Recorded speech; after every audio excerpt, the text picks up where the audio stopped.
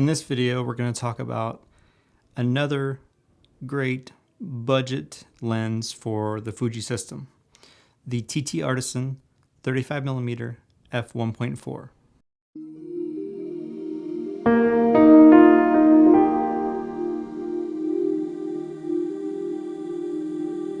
Since I've been using the Fujifilm X series cameras, I've tried a handful of these budget lenses from PerGear, from 7Artisans, from TTartisan, etc. And they've all been pretty impressive, especially for the money. But really in the past year or year and a half is really when all these companies have started to step up their game, specifically TTartisan and 7Artisans. I now own two lenses from TTartisan, but this 35mm f1.4 was the first one I purchased, and I have it here on my XH1. I guess let's go over a few of the basic bits of info about the lens real quick, just to get that out of the way if you don't know some of the specs. So it is a 35mm focal length, which equals out to about a 52.5 on the crop sensor cameras. It has 7 lens elements in 6 groups, and it weighs about 180 grams or so. The aperture range goes from f1.4 to f16, with half stops from between f1.4 and f2. f2 to f8 there's a half stop, and there's a half stop between f2.8 and f4. From f4 to f16, or actually from f4 to f8, it's just a full stop from 4 to 5, 6 to 8. And then it goes from 8 to f16. So there's no f11. There's no f11 aperture on this lens. This lens has a lot of reviews on YouTube. I think there's a handful of them that do a really good job talking more about some of the technical aspects of the lens, or giving maybe more specific photo samples in terms of comparing it to other lenses. There's some reviews that will probably do that better than mine will. This video is right along the lines with what I like to do a lot, is just talk about my experience in using the lens. Even though I do mix in a decent amount of gear reviews on this channel, most of the time, almost every single time, I've purchased the piece of equipment on my own. I'm not at that point of this channel yet where I'm getting a ton of pieces of equipment to review from companies. I did get the 7Artisans lens that I reviewed a few months ago. That was sent to me, but this kind of thing is few and far between. I bought this TTartisan lens with my own money. That being said, just like with all my gear purchases, I do a lot of research and think about what I need and what I want to use before I buy things. So most of the time, I've done a decent job of picking things that I knew are going to work well for me in the way I shoot. So that's part of the reason why I don't have a lot of reviews where I talk bad or negatively about things, because I've done a lot of that research on the forefront. There's not a ton of stuff I bought without knowing a lot about it. So the bottom line with this, there's not going to be a ton of negative points on this lens. I will kind of compare it to the 7Artisans in terms of usability. I'll compare it to some of my Fujifilm lenses a little bit. I know not all of these are on the same. It's not comparing apples to apples, and I get that. But it's still good to kind of know where this lands and how it kind of compares with certain aspects of other lenses. Obviously, this video will have some image samples, but I don't know if I labeled anything specifically at 1.4 or not.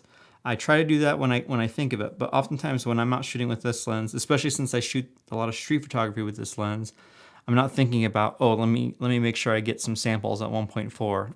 I try to do that, sometimes I just forget. So I don't think I have any specific 1.4 examples for this lens, but I still think the collection of image samples that I'm going to show will give you a good idea of the capabilities of this lens.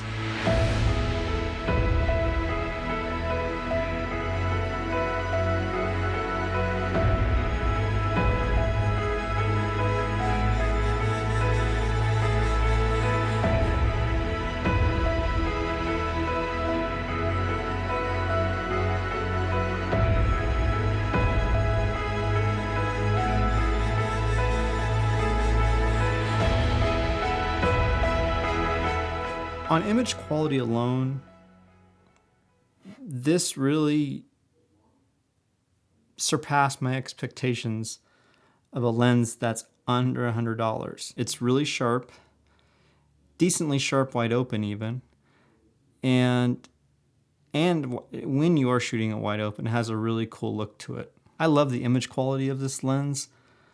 At some point, I'm going to do a more thorough comparison between this lens and some other lenses. So again, this review is going to be just as much about my experience using the lens as it is about the details of the image quality itself. Hopefully the images I show here will give you a good idea that I suspect this lens would deliver on what most people would need or want from a budget street photography lens. I mean, I can't speak for everyone, but I can just tell you for me, this checked a lot of the boxes in terms of image quality, for sure. When I'm searching for a lens to use as an everyday carry lens, as a street photography lens, as a lens that I can just do pretty much anything with, some of the key points I'm looking for is close focus distance. That's huge for me. A decent bokeh rendering. I'm not very picky, but just a decent bokeh rendering, and this has that. I want the option to have a sharp lens. If it's soft wide open, I'm good with that. But I like to have a decent sharp image at least f5 by the time I stop down to f4, f5.6, and so on. And I like a lens that delivers some decent micro contrast, since I like to shoot a lot of black and white. I'd have to do a lot of side-by-side comparisons to be able to tell you specifically the actual differences between this and some of the other 35s I tried. The 35mm or 50mm equivalent, the 50mm focal length is still my go-to. It's my favorite focal length. It's the focal length I learned on, and it's just a focal length I feel at home using. I'm trying to get more comfortable with the 23 or 35 equivalent. I'm working on that because I do see the benefits of that, and I like how that works with me on the street, so I'm trying to get more comfortable with that. But still, right now, the 50mm focal length is still where I land most of the time. That being said, this holds up to most of the other lenses I own. I feel like the image quality is in the ballpark of almost every other 35 that I own. And right now I own about 5 35mm lenses, a couple Fujifilm, and a few of these third-party lenses. Let me talk about usability and user experience, because to me, I think this might be the most important aspect when you're deciding between this and like the 7 Artisans or maybe even one of the Fujifilm lenses. So this is the lens on my XH1. I'll take this hood off there. As you can see, it's really compact, so that's a benefit. The focus ring is is closer to the body, and the aperture ring is away from the body. So it's flipped, as opposed to comparing it to the 7 Artisans. The rings in the 7 Artisans are in the reverse order.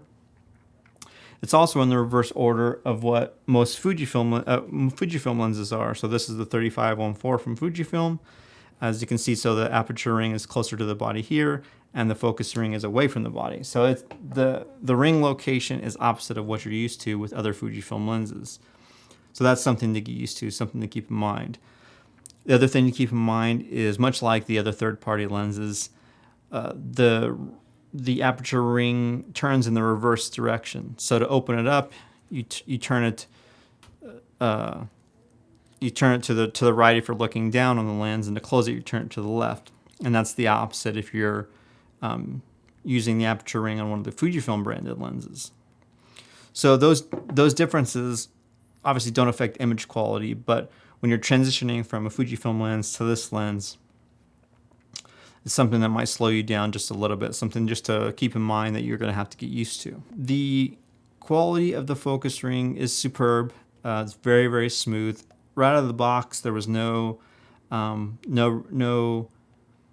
resistance. Some of these third-party lenses has a little bit of a grinding when you first get them, to break them until you break them in. It's weird. This one does not. This one was smooth from the get-go and still works just as smooth today. and it's pretty smooth all through the focus, all through the focusing range. So that's a really good thing. Another cool benefit is that although it doesn't have feet and meters on the distance scale, the focusing distance is super close to the depth of field scale on the lens itself. So that's easy to. It helps when you're doing street photography and you want to do zone focusing, setting it at f8, 5.6 or f8, and then focusing to a certain distance, and then just having everything in that range in focus. If you like shooting that way, that's a little bit of a benefit there. The aperture ring has clicks to it, so that's really nice. That's one of the things that these lenses didn't have a few years ago. When I would try some of these budget lenses, they didn't have clicks in the aperture rings, didn't have the option for that.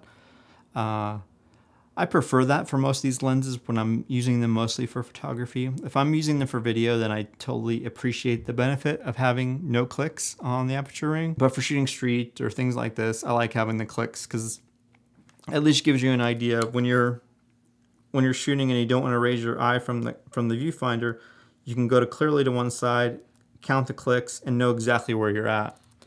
So that's really, really nice. Both rings are pretty thin, so that's still taking me a little bit to get used to because I feel it's not the most comfortable ring to keep your fingers on constantly, because they are so thin. It almost digs into your fingers a little bit. That's one of those things where it's just maybe use your user preference. Your mileage may vary; they may not be a bother to you, but since they are so thin, it's not quite as comfortable to turn as the 7-Artisan's lens was. One of the things I noticed, and I haven't looked into all the details about this yet, in terms of I haven't compared it side by side, but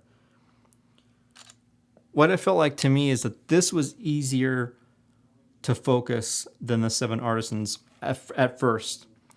I feel like the focus peaking on this was a little better than the 7-Artisan's. You'll have some of these lenses that the focus peaking feels a little hyperactive, where it's hard to actually see what's pin sharp in focus. So I found for a while I was missing focus on the 7-Artisan's, is where with this lens I was nailing focus a lot quicker. I've been using the 7-Artisan's a lot more, and I've come to adjust to the way that works.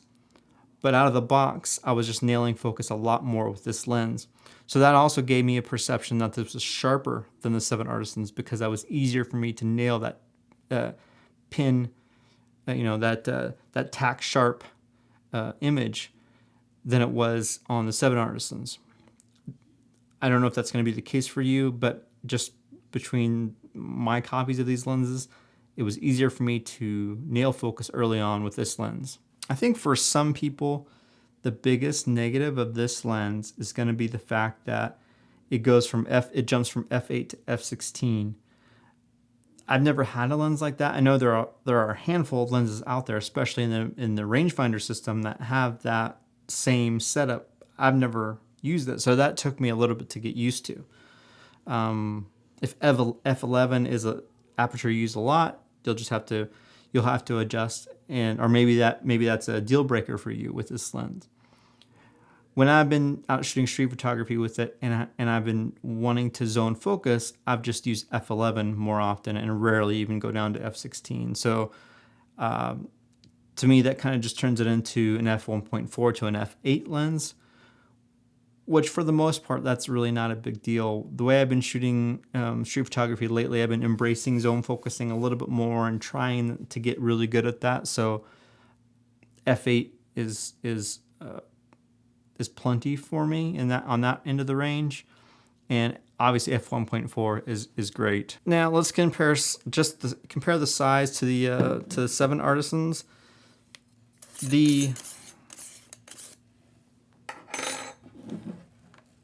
Now granted, this 7-Artisan's is f1.2, so it's not comparing apples to apples, because you do get a little bit more of an aperture range on the 7-Artisan's. But physical size, the 7-Artisan's is a little bit wider height-wise, they're very, very similar.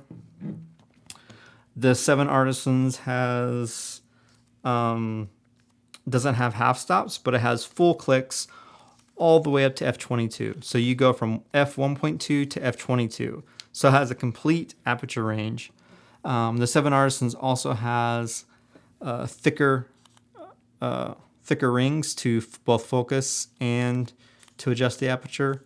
And the 7Artisans has the focusing and aperture ring in the similar places that the Fujifilm does. Putting budget aside, clearly there are a lot of options now for a 50mm equivalent for your Fujifilm camera. If you include the 33-1.4, then Fujifilm themselves sells 3. And then if you incorporate all the third-party lenses, there are a plethora of options out there. Granted, the 33-1.4 is what, $800, and this is $83, so that's a vast price difference. The budget is a real consideration and a real limitation for many people, so I totally get that. That's why the good news is there's not a ton of real negatives to this lens at that price.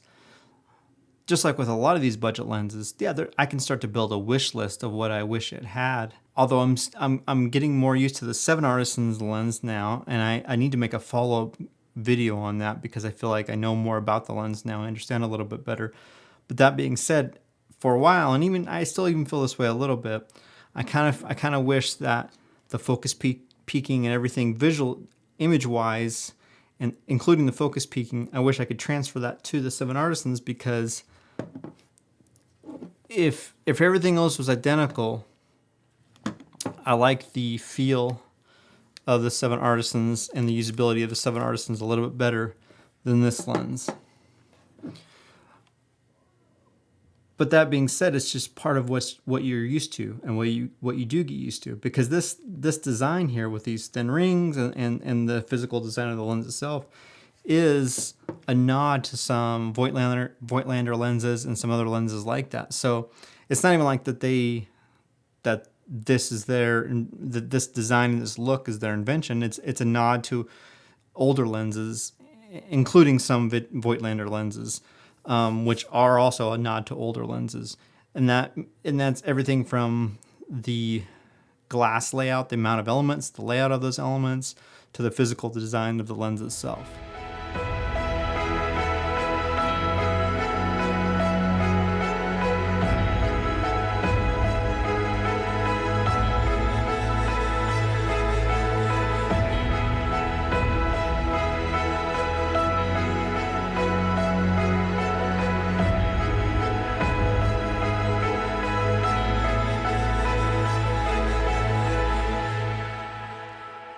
So who is this lens for? It's hard to say if there's a specific group of people it's for. I mean, obviously, if you're on a tight budget, I can't think of a better option for you as a starter lens than this one. They do have a 23-1.4, which I haven't tried yet. I'm trying to get my hands on that so I can try that. So that should be in the consideration as well. But this is a great starter lens if you're just able to get a Fujifilm camera, a camera body, and you can't afford a Fujifilm lens yet. This is a great lens to get started, especially if you're shooting street photography. But it could do very well with portraits and other things like that, as long as you're willing to take your time and accept the challenges of manual focusing and whatnot. But like I said, the focus peaking for me on this lens was superb, so that really helps. But I think it's a really, really high quality lens for the price. I need to do more comparisons, side-by-side comparisons, to really research, to be able to explain to you in more specific terms the differences between this and the other 35s that I've tried.